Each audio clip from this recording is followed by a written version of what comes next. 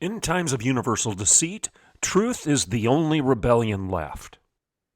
Hi, everybody. I'm Dr. Everett Piper, and this is The Rebellion. Thanks for listening to the show today. Today's topic is an interview. It's not a monologue today. You know, if you follow The Rebellion on a routine basis, usually what I do is about 25 to 30 minutes of monologue, covering whatever news is pertinent on that given day or during that week. But today we're going to be interviewing Corey Miller, who's the president of Rashio Christi, and he has a new book out. So I'm going to have Corey join in here in a second. But before we get to this interview with him, we'll probably go an hour or so, just so you can gauge your time. Before we get to that, however, I want to remind you that equippingthepersecuted.org, that's one word, equippingthepersecuted.org is our sponsor. And if you want to support an organization that's making a difference in the lives of persecuted Christians, those Christians that are suffering for their faith, those people that are being butchered by machetes and machine guns in Nigeria right now. 50% of the population of Nigeria is Christian, and the other 50% is Muslim. And the Christians are being persecuted by the Fulani tribe. They're entering into their villages with machetes and machine guns and killing these people by the thousands. Equipping the Persecuted goes in and provides food and clothing and orphanages and hospital services. They provide assistance to widows who have lost their husbands because they were preachers and they got killed for their faith. In addition to that, they also go in advance and try to stop this butchery before it starts by providing security training to these villages and these people so that they can defend themselves against what the imminent attack from the Islamists will be. So go to equippingthepersecuted.org. One more time, equippingthepersecuted.org. Make a tax-deductible gift today that will make a difference in the lives of our brothers and sisters in Nigeria who are being butchered and killed for their faith. All right. Corey Miller is the president of Rashio Christi. Corey and I have known each other at least via online and Facebook exchanges and stuff like this, Zoom exchanges before. And he has a new book out. We're going to talk about that in a second, but I'm going to welcome him to the show. And the first thing I want him to do is introduce himself a little bit more and Rashio Christi, its mission and what he does and why you should care about that. And then we'll jump into the book. Corey, welcome to the show. Hey, Everett, thanks for inviting me on. And I may go make a donation today at that organization you just talked about. What an important ministry. Well, it Absolutely. is a great ministry, not to belabor that, but you've got other organizations that reach out to the persecuted Christians, and they do a good work. But the thing that really catches my attention about what Judge Saul does with equipping the persecuted is number one, he commits to using at least 80% of your gift for the actual ministry rather than administrative overhead. So you can Great. have confidence that 80% of your dollar is actually going to help the people that you want to help rather than paying for overblown and bloated administrative expenses. That's one thing that we can have confidence in with regard to what Judd does with equipping the persecuted. But I don't know of any other organization that goes into the villages in advance and actually teaches people security measures.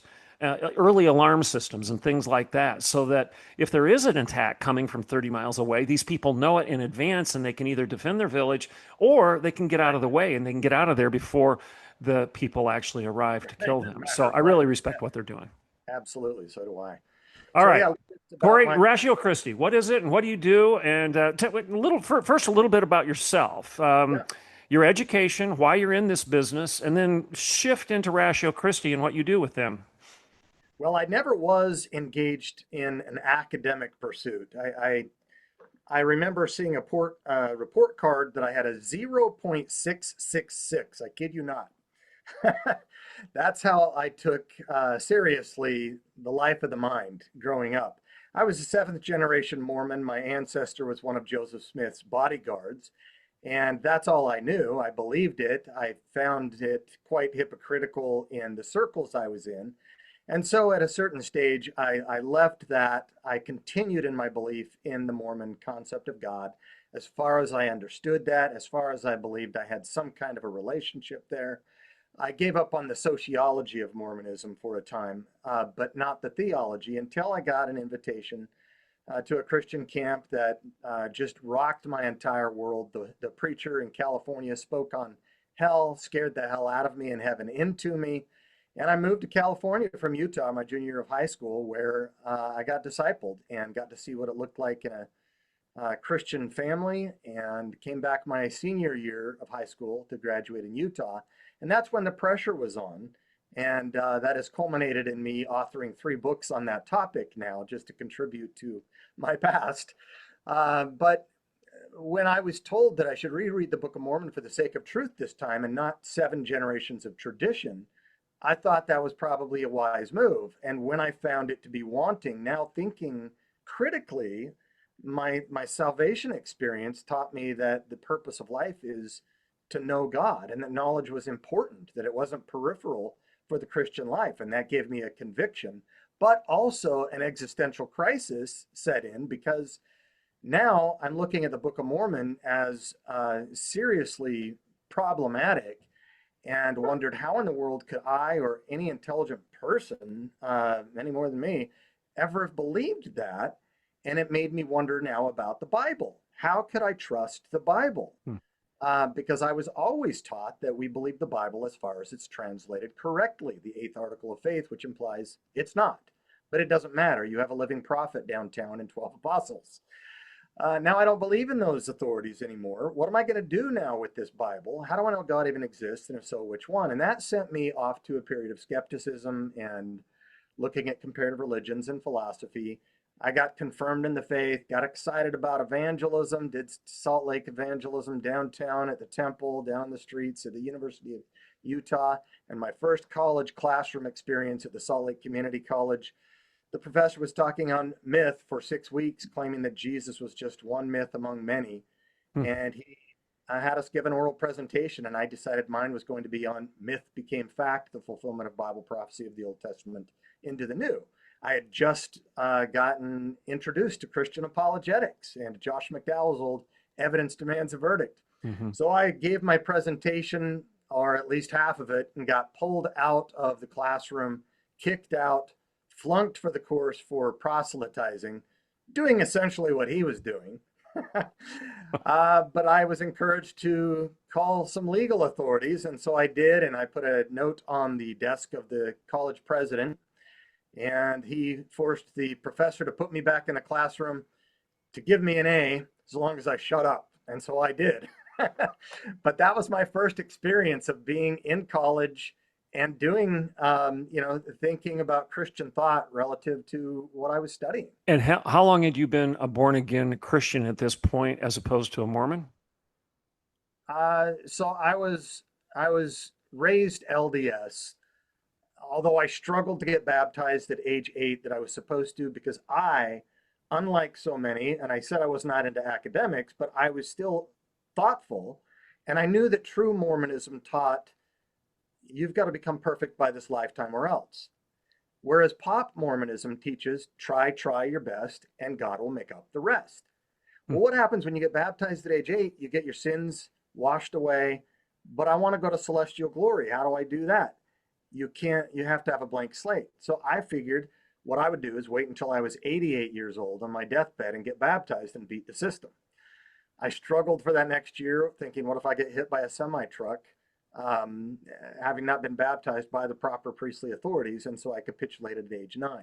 So I was serious growing up, but at age 16, and before that, I started meddling with drugs and so forth, getting away from the sociological population that I felt was hypocritical, not loving me. I would find someone who did, found the wrong crowd. But I got saved at age 16, never went on an LDS mission, and then I was in college at 18, and that's when the challenge first came. Okay,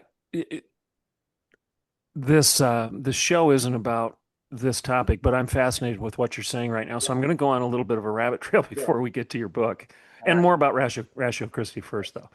All right. So briefly, because I want to give your book a fair shake today in terms Thank of you. our time, but I'd just like you to ask this question as a man who understands LDS, the Church of Latter-day Saints, and the Mormon theology and faith, and the difference between it and Orthodox Christianity, biblical Christianity. You understand the difference as well as anybody. Here's a question. I was recently told this by a national spokesperson who's a good man. I believe in him. He's born again. He's a conservative Baptist. He's got a nationally known ministry. Not going to mention him because I don't want to throw him on the bus, under the bus here. But we were talking about, and I will mention this name, Glenn Beck, because I had been on Glenn's show multiple times, and so had this guy. And I had concerns about going back on Glenn's show again, not because he's Mormon per se, because I will stand in co-belligerence with Glenn Beck or Bill Maher or you or anybody else if we're marching for a legitimate cause. For example, pro-life. If we're marching to save babies from the butchery of Planned Parenthood, I'll do that with Glenn Beck, even though we have a different theology and we have a different religion. So Francis Schaeffer's co-belligerence on that issue would be my justification for standing with somebody of a different faith for a just cause. Human freedom, stop the butchery of babies, stand in the way of mutilating teenagers via the rainbow agenda and trans lunacy. I'll stand with Bill Maher, an atheist, if he is aligning with me against those things, and I won't apologize for that. That's right. So I didn't have an issue with going on Glenn Beck's show, and I still don't today. I'm grateful that he's had me on a few times. And I think Glenn is a good man, a moral man. He believes in American principles. He believes in our constitutional republic and human freedom, and that's a great thing. That's a good thing. However, I don't agree with his theology. And Glenn has the practice of praying with his guests on camera on his show. And when I was invited to go on the show, I said, I don't want that to happen. I don't want to pray on camera. I can't stop the host from praying, and I wouldn't presume to stop the host from praying. It's his show. I'm his guest. I'm not going to be rude in his house, quote unquote.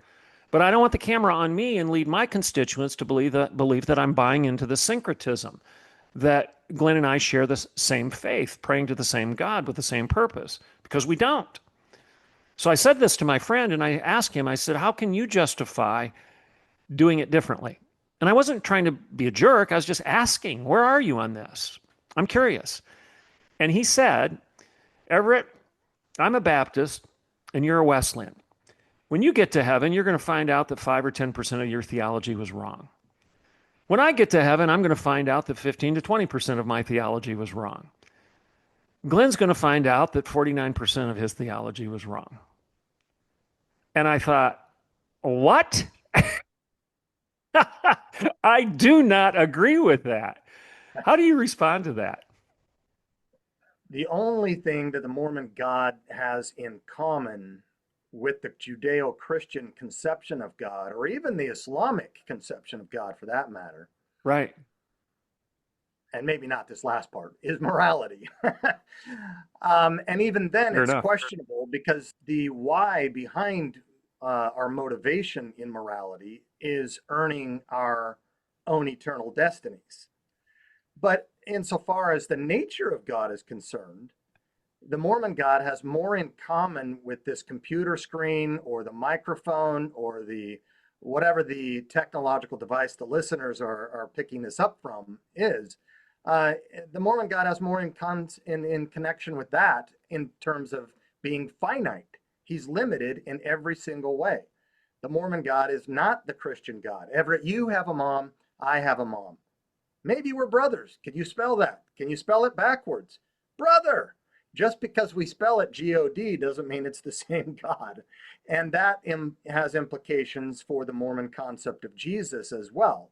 There is no anthropology in Mormonism, and there is no theology. There is only anthropotheism, because these are simply degrees on a spectrum of evolution. So the Mormon God came from somewhere, from his father, from his father, from his father, from his father, ad infinitum, ad nauseum, all the way back. So Mormonism is not, Mormonism is polytheistic. Am I correct? They claim henotheism, Greek word henos, one. We believe in many gods, but we worship only one. In truth, that's not even true because they worship Jesus as well. Well, which one are we going to worship? The Father, Jesus? And what about this Holy Ghost business? Yes, they are polytheistic, Okay. and their God is not the creator of the universe, but a product or concomitant with the universe. So their view of salvation, their view of God, and their view of Christ, and those are the essentials. is completely in diametric opposition to Christianity. Now, there can be some Mormons who don't agree with the Mormon concept of God and theology and soteriology. They're rare and in between, but they attend a Mormon church. They might have a conception of the Christian concept of God, maybe because they converted out of that and they like the family values or something like that. But the bottom line is no. Al Mohler, president of Southern Baptist Theological Seminary, once spoke at BYU, and he said to the audience, "We may go to jail together, but we probably won't be going to heaven together." And the entire BYU audience laughed. They got it. They're out Yeah. there trying to teach people that only their brand is the one true brand of the one true brands, because there are over 400 splinter groups since my ancestors guarded Joseph Smith and failed in doing so when he was killed. So in summary, I assume, I'll let you say it in your own words, you disagree with our brother in Christ, who's a good Baptist, who is suggesting that everybody's theology is probably off a little bit. Yeah. And I'll agree with that. My theology isn't perfect. I'm sure I'm going to be corrected in eternity for being wrong on something. I get that. No human being can fully fathom Right. God. You can't put God in my 3.5 pound brain. Therefore, my understanding of God is going to be somewhat limited because of my human limitations and my Look, capacity. when I used to teach comparative religions and philosophy at Indiana University, I struggled with where to put Mormonism. Is it under an Eastern religion or a Western? In Hmm. Hinduism, they like to say we have 300 million gods. Well, that's small stuff compared to Mormonism if this eternal progression has been happening for all eternity. It's Yeah. uncountable the number of gods there are. So this is But in not truth, this is not a derivation of Christianity. no, and their Thank you. concept of God is, in truth, probably a bit closer to the Greco-Roman conception of gods with fingernails and private parts and hair and eyes and teeth. Finite. It's finite Godism. And Yeah. it offers a view of salvation that is grace plus works. They like to try to pull the Wesleyans in and say, we believe what the Wesleyans do. And they like to pull the Eastern Orthodox in their view of um, holiness or sanctification closer and say, we believe what the Eastern Orthodox do with respect to God. No, theosis is not the same thing as their eternal progression, and the Wesleyan or Arminian view is not the same as the Mormon view. So Yeah. on the essentials, Mormons are wrong. They're great neighbors, great friends, great to help build a civilization with, but they need to hear about the real Savior, and that's what I did. It transformed my life. And as a result, then I needed to know that I had something solid to believe in and engaged in apologetics, engaged in skepticism for a while. I eventually became a pastor, but my heart of hearts after that time was evangelism and getting into the big question skirmishes and helping people to see a reason for why we believe what we believe, because it makes an eternal difference. And eventually, I took off to Indiana to get a PhD in philosophy from a secular university so that I could, like a Trojan horse, enter into the city of Troy by stealth because they were having a terrible time for a decade broaching the walls of Troy.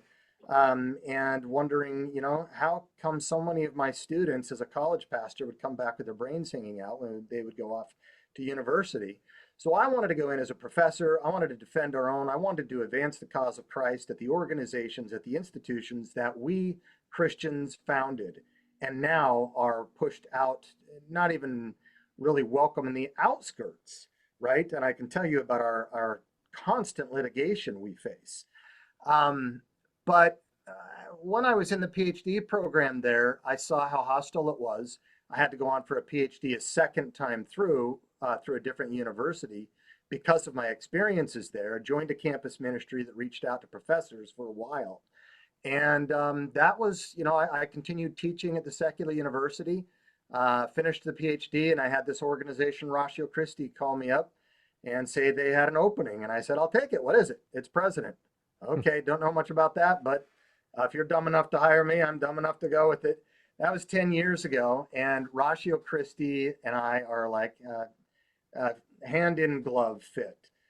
They are fighters for our First Amendment rights for freedom, free speech hawks. They are doing work on the campuses uniquely, unlike any other.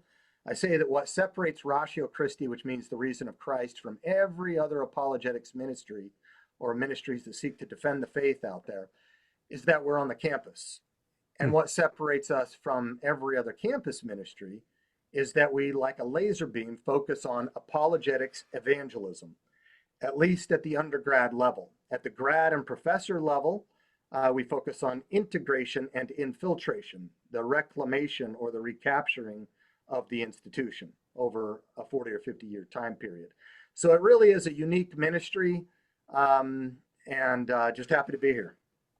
So if people want to support Ratio Christi, what do they do? You can go to Rashiochristi.org. It's like the mathematical ratio, Christ with an I.org, Rashiochristi.org, and see all of our necessary equipping tools on there. There are probably 50 booklets written mostly by PhDs at the highest caliber, like Stephen Meyer in intelligent design, William Lane Craig in philosophy, Wayne Grudem in theology, booklets on trans, LGBTQ, race, class, sex, gender, why does God allow evil, the reliability of the Bible, and more. All at the 11th grade reading level. I just noticed when I came into the office today, we had two big bins going out, one to professors in Oklahoma, and one to some philosophy professors at another university. So because these are high caliber in their authorship, even though they're written at the 11th grade reading level, like the New American Standard Bible, professors like them, high schoolers like them, homeschools like them, pastors and parents like them. I don't even know the answer to this. Is Ratio Christi 501c3? Can people make a tax deductible contribution, or is there support Absolutely. purchasing books and whatnot? Oh, absolutely. That's right. No, we weren't a product line until in the last couple of years when we felt like we need to start getting something that's 25 pages long, printable, digital, 11th grade reading level, written by experts in the area.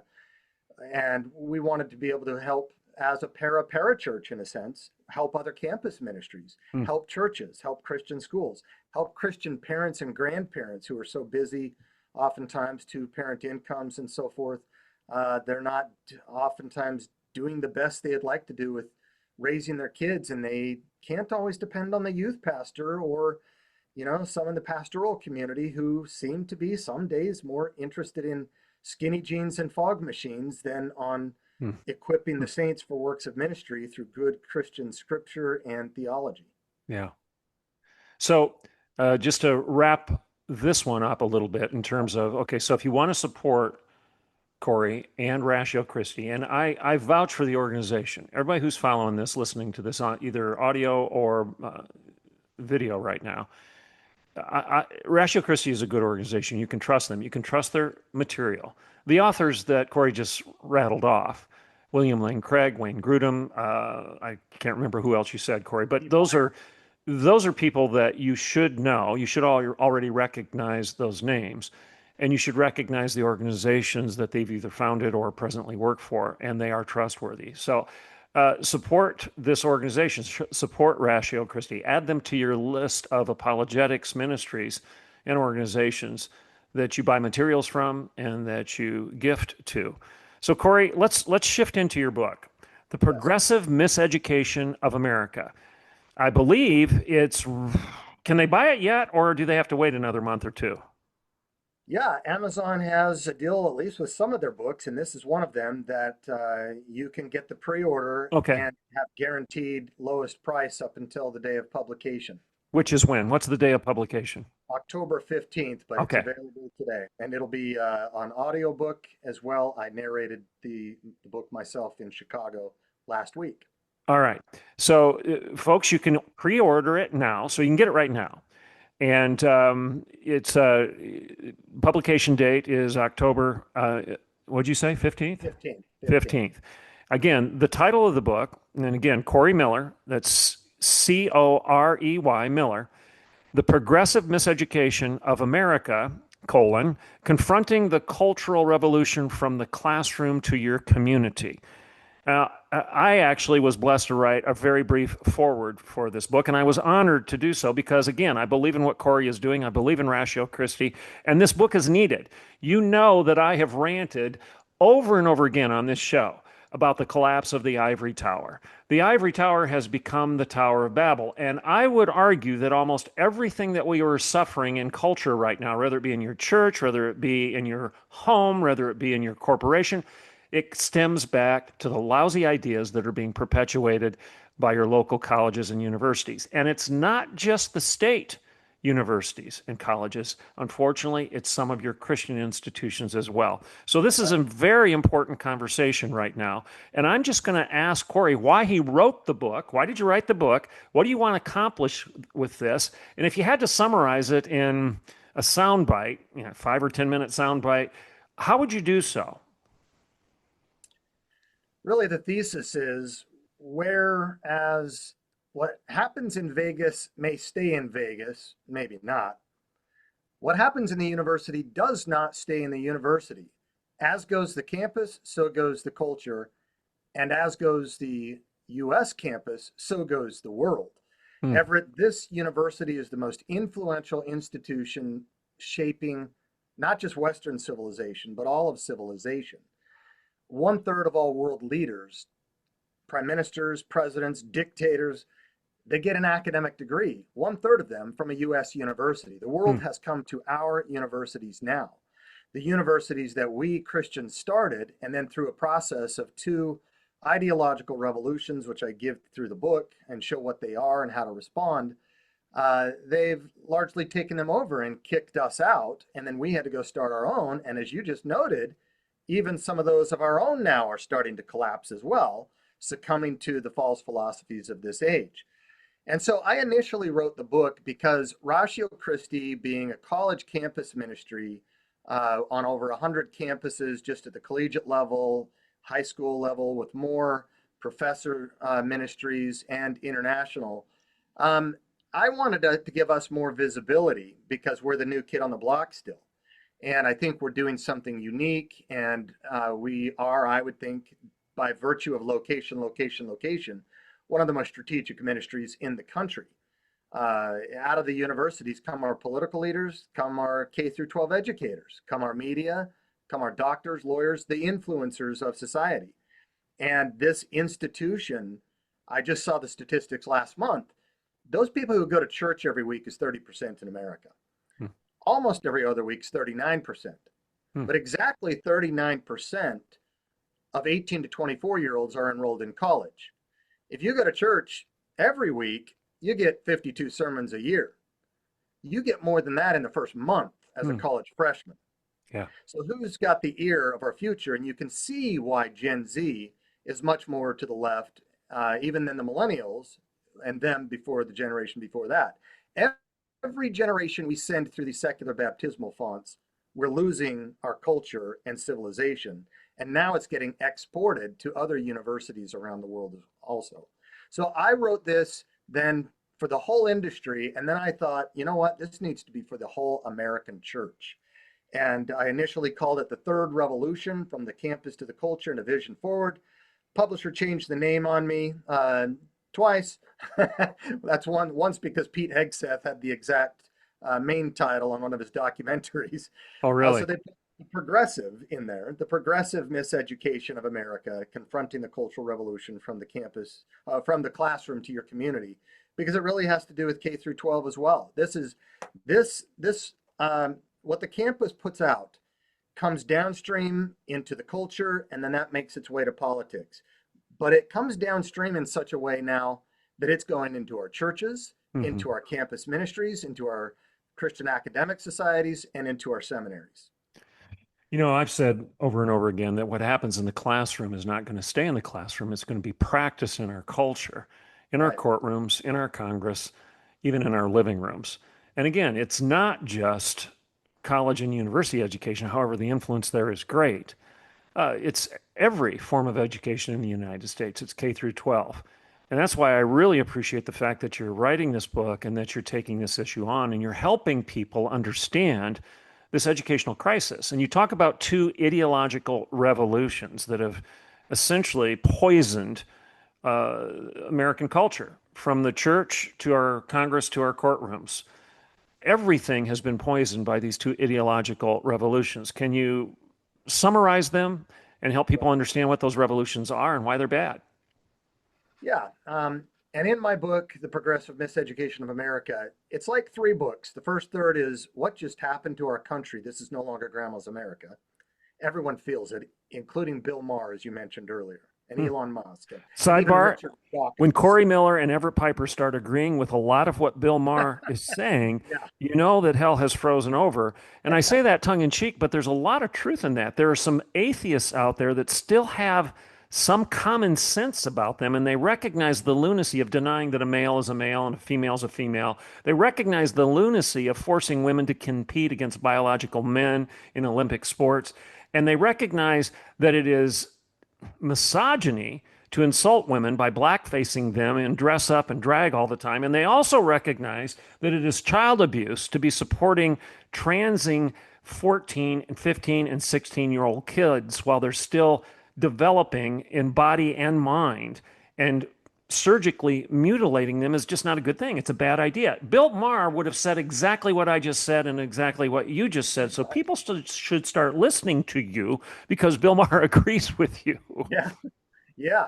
So the cultural is the first part, the ideological, the university is the second part, and then the solution is third. So the two major ideological revolutions that have taken place.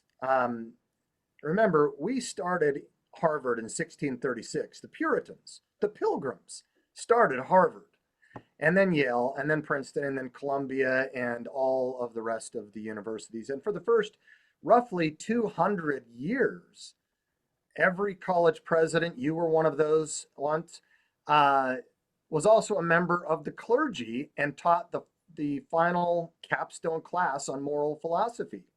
This shows how Christ centered these institutions were.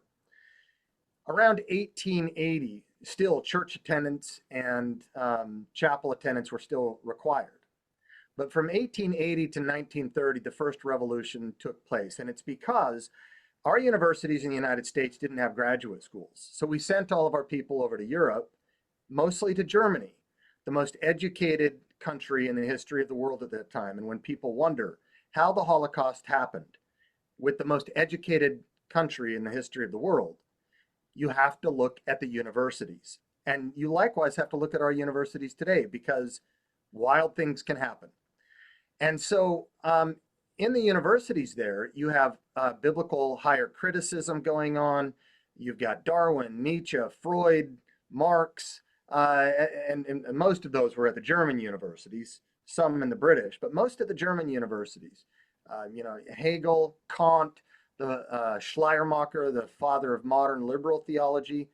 And so, how those students went over there, they graduated and came back now with higher ed degrees than anybody else.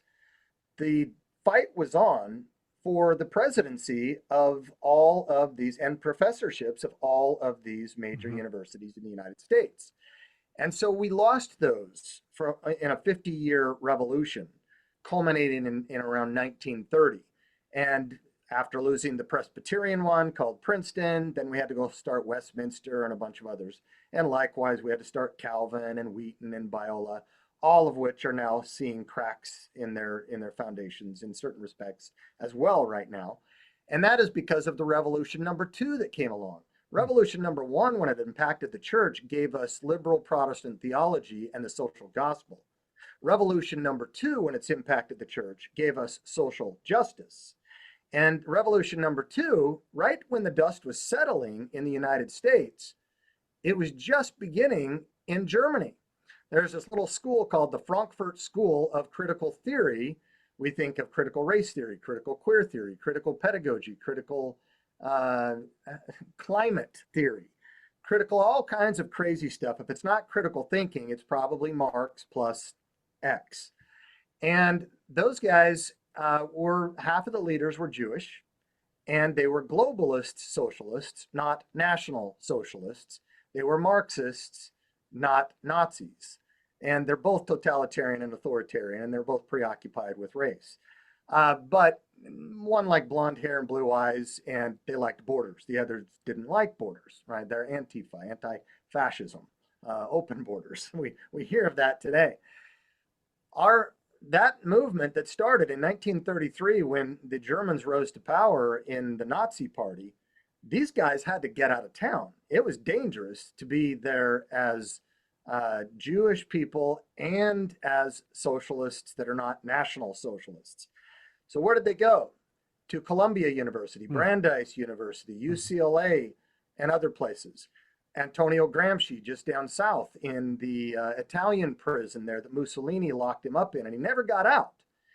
He never got out, but his words got out, mm. his prison notes got out. They got translated into the English speaking world right here in our state of Indiana at Notre Dame by a good Marxist professor, Joseph Buttigieg, father of Mayor Pete. Yeah. So, what you're seeing there is not just homosexuality, you're seeing critical queer theory. And so Gramsci was one of the most dangerous of the cultural Marxists, and he talked about the long march through the institutions, and others did as well. But talked about this why the Marxist revolution never happened in the way that Marx predicted, and why it didn't happen in the places it predicted, and how it was that in the Western world, the Western European countries, they could never have a frontal assault like they did with Mao's revolution or the Russian Revolution. And he said it's because there's political society and there's civil society. Political society, that's law enforcement, military, government, it's not ready in the West. Civil society, that's the soft tissue of culture. This is like a castle and a moat. Every time you lob shells over there, it has some like a cellular self regeneration and it rebuilds itself. And it includes areas like academia, media, ecclesia, the churches. Mm. And until we ensconce ourselves sufficiently in those soft tissue institutions, we will never be ready for a right revolution like the Russian or Chinese. And so this was called the cultural Marxist, the cultural revolution. And when Marcuse came over to the US, one of the big names that influenced people, even one of his protege students who got the Lenin Award, still teaches at UCLA. Mm. Um, when he was at the top of his game, he said, "Look, after the '60s was over, they failed at achieving what they thought they were going to achieve, and they said we need to be thinking now about the long march through the institutions, and the workers of the world that we're supposed to unite are no longer going to be viewed by us as the factory workers. The new ones are the university Mm. professors, the academic elites," and that's what they started to do. And so the revolution to the cultural Marxist, and I say postmodern cultural Marxist, because postmodernism is a third thought wave. The first one was scientific naturalism that came in from Germany with our graduates, and all the university departments started calling themselves a science, psychological sciences, political science, Mhm. maybe even basket weaving science. The second revolution is postmodern cultural Marxism.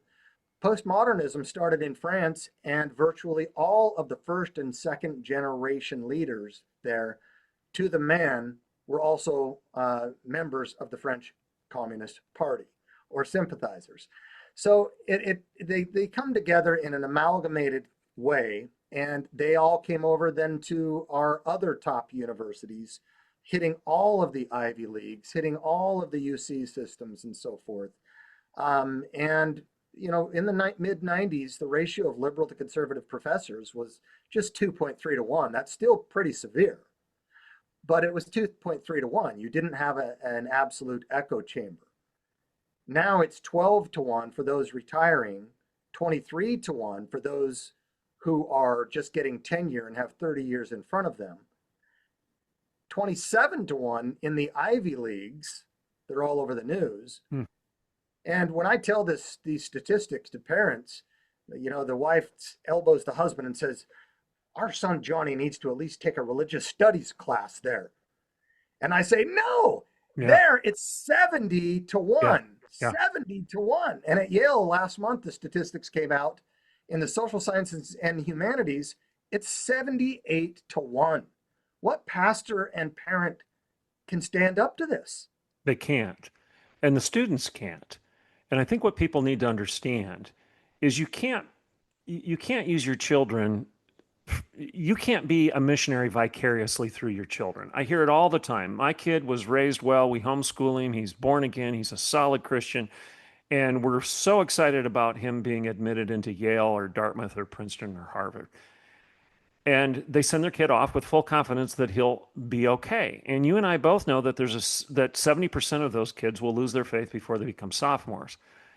And the reason is they can't withstand the onslaught of a 20 to 1 or 70 to 1, whatever ratio you want to use in terms of being in direct opposition to anything that smacks of a biblical worldview, period. Right. It's not just indifference toward it, it is animosity and it is direct and aggressive opposition toward it.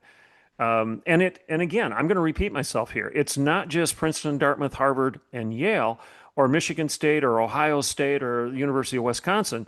That's not the problem. Isn't just there. The problem is at your local Christian university because they've been drinking the same Kool-Aid.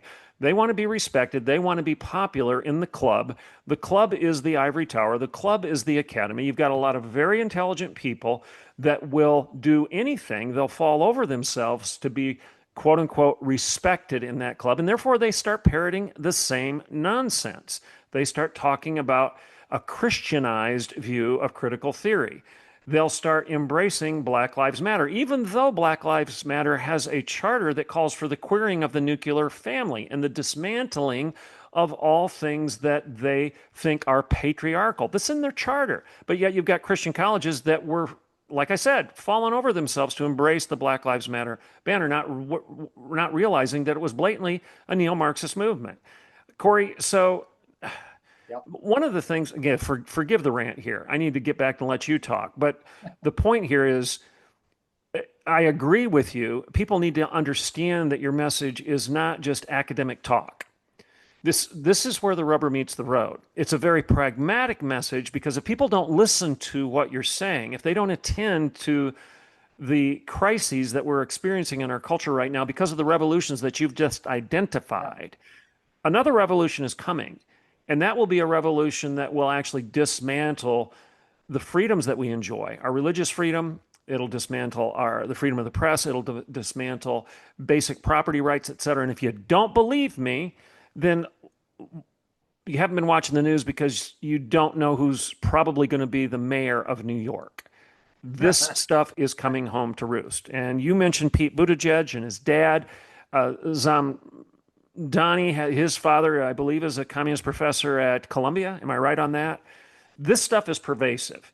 And we need to learn more about the problem so that we can fight it more aggressively and more effectively. Do you agree? That is exactly right. And so once I give them the history of the university in the second part of the book and showing how we started all of the universities, at least for the first 200 years, and it's consistent with the Christian faith that we would, because we begin with mind and not matter. And Jesus is called the Logos, the logic of God. It's as true to say that God is logical as it is that God is love. That's where rationality comes from. So it makes sense that the universities would start in Europe, Christian medieval Europe, and then in America, and then in Southeast Asia and Africa, and still the etchings are all over their campuses. I've been to all of the colonial schools. I've walked the campuses. I've written about it in the book. And I showed these two ideological revolutions. And once you see this, Everett, you can't unsee it. When we mentioned the second part of critical theory, sometimes people hear that, it makes an academic's eyes gloss over. You say social justice, and some people think that means if you're against that, you hate the poor, you hate black people. If you say cultural Marxism, they think, oh, that's conspiracy theory. No, the Marxists are very clear in what their views are. They've laid it out there for you to see. And I do that for people, and then I show them what the solution is. And before we get there, I just hold up two other books. One, I went to visit her at her office, Lynn Tonstad. She's a systematic theologian from Yale Divinity School, Queer Theology Beyond Apologetics. My atheist philosophy friend, Peter Boghossian, who wrote the book A Manual for Creating Atheists, who then he and I went on tour together on viewpoint diversity, he gave me this book and says, "You're going to love this one." We Mm. were allies together against this other bad ideology that we both think is worse than us, queer theology beyond apologetics. And Lynn Tonstad's got a mohawk. She's a systematic theologian and lesbian at Yale Divinity School, right? And in the book, she talks about queering God and queering Christianity. And she says that my students in the class that I teach are quickly going to learn that we're not going to be studying much theology in here. We are going to be studying THEO, theos, God, but it's theory. It's called critical queer theory. And that's what she teaches them at Yale Divinity School. That's what's coming out of the highest level divinity schools. And then University of Pennsylvania has been in the news for family members that are listening to this, parents, grandparents. This one, it's not called abolish private property, which is what Marx said you can sum up the Communist Manifesto in. This is a young Marxist professor, Sophie Lewis, who wrote the book, Abolish the Family, a Manifesto for Care and Liberation. This is what's coming through our universities. And people right now, they take heart in the fact that we see DEI, or I call it DIE, is on the retreat. And some of the stuff in the universities, because the dollar is being held over their heads, and they want that magnificent dollar, even though Harvard has $52 billion in endowments. They still want that dollar. They are not changing. I can tell you as an authority Absolutely. in the universities, they're putting lipstick on pigs. Absolutely. And they've not had a come to Jesus moment. Harvard has over 100 DIE officers, full-time employees. These are political commissars. And if I could unpack what DIE means for the audience instead of DEI. Please do. As a trained philosopher, I think in terms of the three branches of philosophy: metaphysics, epistemology, and ethics, or what is real, how do we know what is real, how should we then live based on what we know about reality? That's philosophy. Well, let's start at the bottom, the foundation. Metaphysics, or reality. What is the reality of human relations according to diversity thesis? It is that humans are separate in juxtaposed binary oppositional relationships: male to female, rich to poor, cisgender to transgenders, heteronormative, heterosexual, trans, everything in race, class, sex, gender that you can think of. It divides the oppressed and the oppressor, the victimizer and the victim. And then what is the I that comes next in the order of philosophy? It is inclusivity. The word inclusivity sounds great. Don't we want to celebrate diversity and celebrate the fact that we all are God's, creations and have different cultures and kumbaya and love everyone? Sure, okay, yeah. That's not what they mean by it. That's not Right. what's meant in the academy by it.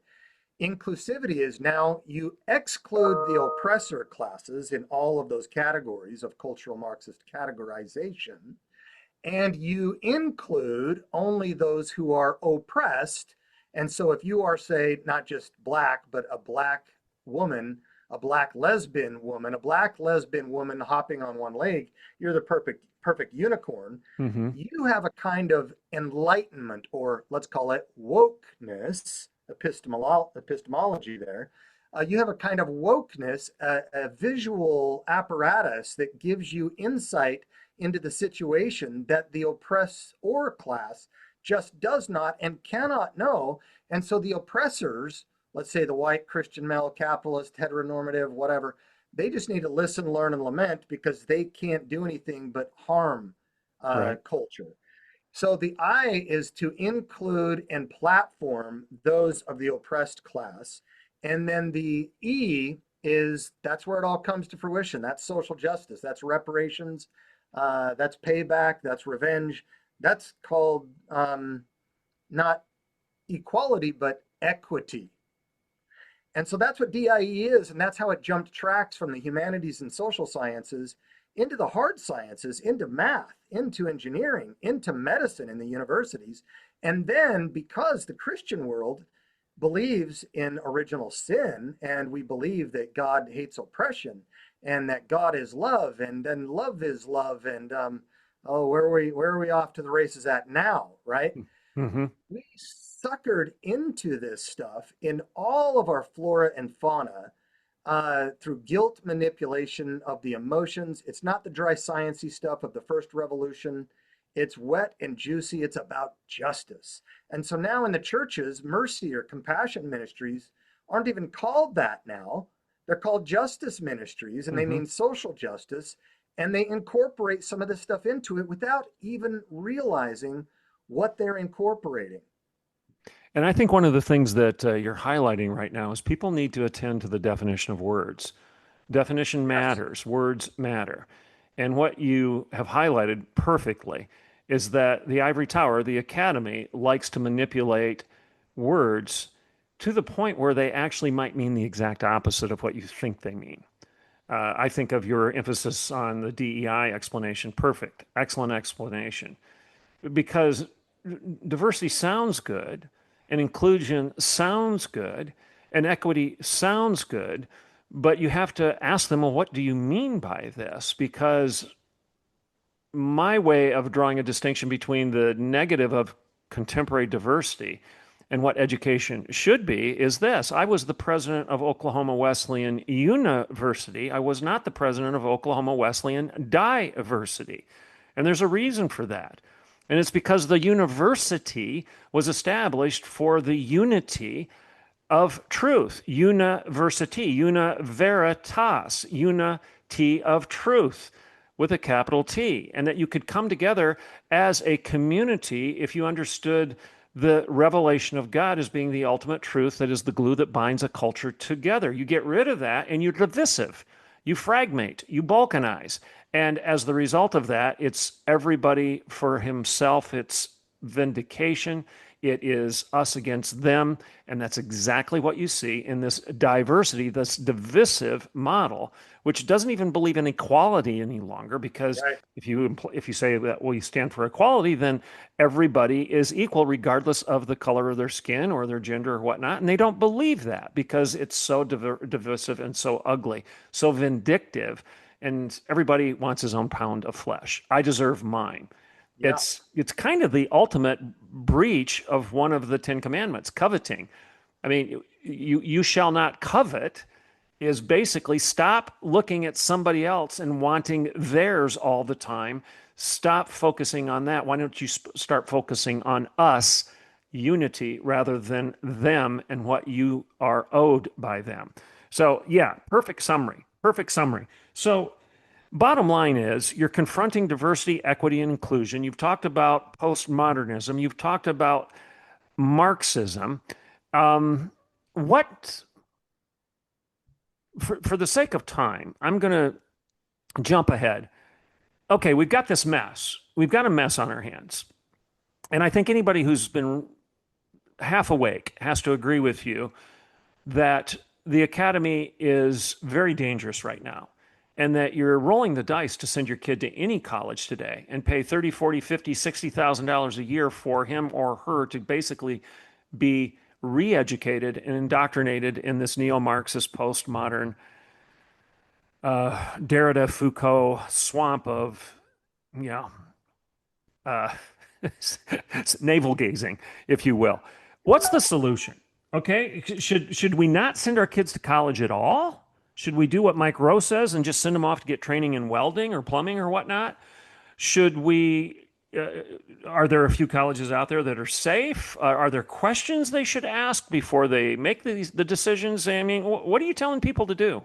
Boy, there's all kinds of sociological implications here too. I mean, you have women now are predominating enrollment in undergrad, graduate school, and PhD programs, and the disparity between the two, male and female, is only growing there.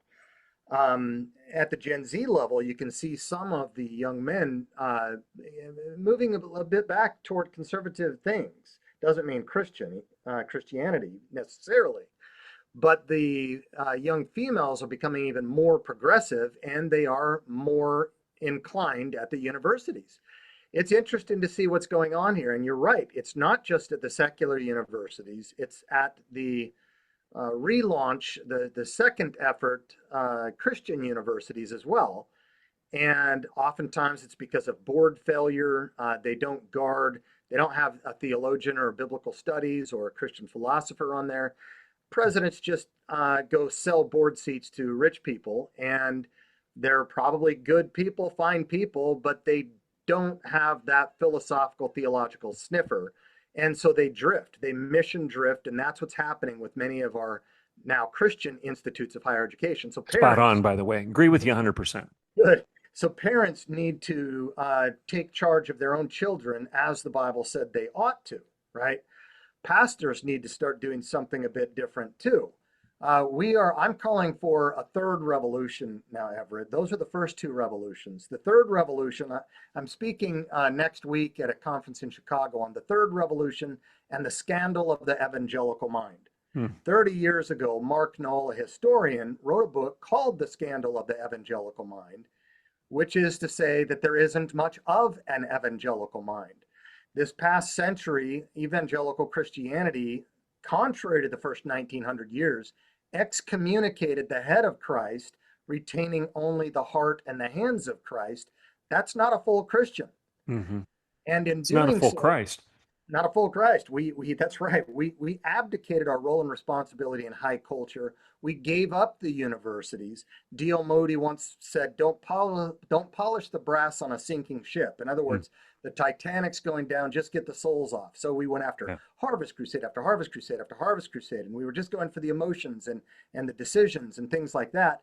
And we forgot about Jesus's command to love God with our minds. We forgot about Peter's command, which is now sociologically back in demand, to give a reason for the hope that's in us and do it with gentleness and respect. 1 Peter 3:15, where we find the head, the heart, and the hands simultaneously at work. What we have now, and you and probably your audience are somewhat familiar, the American Worldview Inventory out of Arizona Christian University comes out every year, and probably one of the most done with George Gallup, right? Yeah, that's right. So it's our Christian sociologist, essentially. Perhaps the most alarming was in 2022-ish, I think. They said, what are the chief cornerstones of how we might describe, define, or characterize a biblical worldview, and how many of us actually hold it? And I'm looking at the list right now. A belief in God's existence and God's nature. All humans are sinners, need of a savior. Jesus being the only way.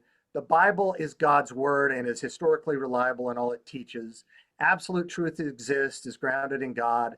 The purpose of life is to know, love, and serve God. And success is understood through faithful obedience to God. Now, I'm going to stop you. I'm going to stop you because what you just said, any biblical Christian should be able to say, well, amen, of course. Those are the basics. I know where you're going to go and I know what you're going to say. But before Corey says it, ask yourself, how could anybody disagree with those basics? How could you not be on board with those basics if you're claiming to be a Christian? Now say what you're going to say, Corey. So in 2022, the statistics revealed that 6% of Americans hold 6%. A year later, it was down to 4% in 2023. The good news is that 37% of American pastors hold a biblical worldview. 37. Now, evangelical and non-denominational pastors, however, are 51 to 57%, just slightly more than half. Everybody celebrate. Let's have a party. Just more than half of evangelical pastors hold a biblical worldview. That is why we're so enamored with skinny jeans and fog machines in our churches, and we're not equipping the saints, and our kids are going off and getting raped in these universities, ideologically raped, and they're losing their Christian worldview because they had no equipping to begin with. Now, look, pastoring's hard. I've done it. You've got a lot to do. You can't do it all, but you can be helped by other organizations that can help you. And parents, do not, I've been a youth pastor, depend on the youth pastor. They even have statistics lower than this. They came in for a good reason, just like deacons came in the New Testament. There was a need, so there was a practical need for youth pastors. There were no longer a lot of, kids that would have Christian parents. And so someone needed to reach those kids. And then the Christian parents said, can you take my kid on Wednesday night too? And eventually because we're two income earners now, and maybe society has forced us into that, or we decide on that, and we vote for an economic package that's forced us into that, or whatever the complexity is. Most parent homes now that are two-parent homes are both working parents, and you're exhausted when you get home at night. The problem is you train your child in the way they should go, and when they get older, they get conscripted to work for the other side, like Bart Ehrman and other people who would go to Christian schools and then became one of the renowned atheists of the New Testament manuscripts and so forth. So if we're not just going to give up our kids now, why wait 18 years of blood, sweat, toil, money? Just give them up now, unless we are going to train them and equip them to face off of those pressures, not just sociologically, frat row on Friday nights, but every single classroom is going to have something in there, even if taught by a Christian who doesn't understand the PH behind his D. They're buying into the philosophy of the age.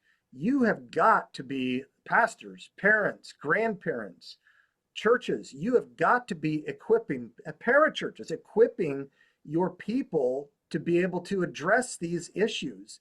And organizations like Rashio Christi and others have the details to be able to do that and the receipts to do that. So use us, borrow us. These are 25-page booklets written at the 11th grade reading level that professors from Sean McDowell at Biola to professors at Purdue University are ordering from us because they're credible. They're written by experts, and youth pastors are ordering them because they're written at the 11th grade reading level. Homeschool should be interested in this. All I'm saying is it's not just about Rashio Christi, even though we have these resources. We need to be thinking, and we need to be thoughtful Christians again. We need to be thinking culturally also about political alliances, as far as the Peter Boghossians, the Bill Maher's, the Elon Musk's, the Donald Trumps. Look, when FDR and Churchill looked across the land, they said, we are going to need Stalin to do this. Yeah. They kept one eye open when they slept, and they said, we're going to have to deal with this character later when we're done. But right now, the enemy of my enemy is my friend. And so if it comes to Alliance Defending Freedom, if it comes to the Baptists and Presbyterians and the Methodists all getting together, if there are legitimate, agreeable things, and this is why you're getting liberals who realize the illiberals, the Marxists, have just taken over their talking points. Some of them are now voting in the Republican caucuses.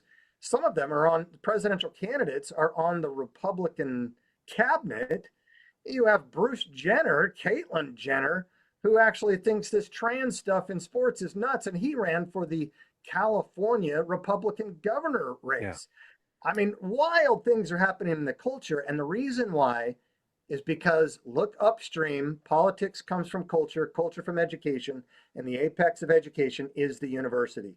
The bottom line here is this: while most are not going to be called to go into the university, everybody needs to prepare for the poisonous ideology flowing downstream from the university into our homes, into our churches, into our closets. You can't even go to your closets anymore. So I end the book with this: MAGA and the morning after. Can America be made great again if America is not made good again? And I say no. De Tocqueville says no. What's that? De Tocqueville would agree, right? Exactly, precisely. We need to have a Christian renaissance, a rebirth, and we need to think about institutional recapture as well. The universities are not an option. We can start over again and again and again after Harvard has $52 billion in reserves, and we have $1,000 in our new university bank account with an Atari computer. Or we can think about re-infiltrating, and so that is one of the things that Rashio Christi is doing as well. We are now in our third year funding bright PhD students who get into the top 100 universities. This year, the role is is Oxford, UCLA, Texas A&M, and Florida State. We've got other ones from Rutgers to Oregon, others as well. Over 40 or 50 years, the game plan is we are going to be taking the beaches of Normandy and recapturing for salt and light, not violent overthrow, not violent revolution like the Marxists, but a Jesus revolution, like Jesus taught us to love God with our minds, not just with our hands and our hearts, and think strategically about reaching the universities and protecting and educating our people to be prepared for the ideologies that are coming out of those universities. You can't hide from it. You must prepare for it. Well, I think you've said so much of value, and we could go on for another 2 hours, but I know you don't have the time. And I hope what we've accomplished is we've just caused people to be attentive. Hopefully, you've woken a few up by saying stuff they've already heard and they know. It's not like people watching my podcast haven't heard the alarm bell ring before, but sometimes it's good to have somebody else come on board, come alongside you and say, this guy's right. And I know he's right because I've been in the trenches and I've been fighting the same battles. So I'd like to believe that you and I have accomplished that today. It's not like you're making this stuff up. This is your profession. You are in the belly of the beast. You're working in the university setting. You've been a philosophy professor. You're on multiple campuses. You've done the research. You've done the reading. You've got the pedigrees. People need to recognize that what you're saying is simply true. And I think they do. And I would say, we are two birds of a feather. I mean, I could say many of the same things about my own battle in the ivory tower and in the academy. Now, why is it important? Well, it's important for you to say what you're saying and write what you're writing. Your book is important because people get overwhelmed. They have jobs, they have responsibilities, they don't have time to stay up on this stuff like you do. And so what you've done in your book is you've consolidated an explanation of the problem between two covers in a few pages that they can understand and they can make sense out of. And you're also providing not only one book to identify the problem and identify some solutions also in your book, but you're also providing multiple resources in Rashio Christi to do something about it. So, people, if you're feeling overwhelmed by this conversation, you're thinking, oh man, I'm throwing up my arms. I don't know what to do. I don't even know if I can trust my own youth pastor or my own church. I don't know if I can trust the local denominational Christian college any longer. What do I do? Well, go to Rashio Christi and do a little bit more reading. The resources are there. Get Corey's book. Read it. The resource is there. The explanation is there and the solutions are presented. So I think there's a great deal of value in people listening to what you've said today, Corey, and I want to thank you for being on the show. Any last words? If pastors are listening, I'm going on a speaking tour for the next 12 to 24 months. Invite me to your church and I can talk about this stuff in more detail and equip your congregation because it needs to happen. Excellent. Excellent. And is there a website where they can get a hold of you very, very easily and quickly? Rashiochristi.org. I'm the president. They'll find me on there. I should have a book page actually up right now. Okay. But they can just get me at Rashiochristi.org. There's an email. They can email you there through Rashio Christi. Yeah, or just a direct email, Corey Miller at Rashiochristi.org. Okay. Say that one more time. Corey Miller at Rashiochristi.org, or just go to our website, Rashiochristi.org. You can search the engine for me. You can go to info@Rashiochristi.org. You can look at our press. You can look at our professors division. You can look at our pastor site, our college prep site, and so forth. Just make your way around the website there, Rashiochristi.org. You'll be able to get a hold of me for sure through that. Okay, I'm going to push your book a little bit further here. I know this from publishing my own books that reader reviews are critical. Okay, so go get Corey's book, number one.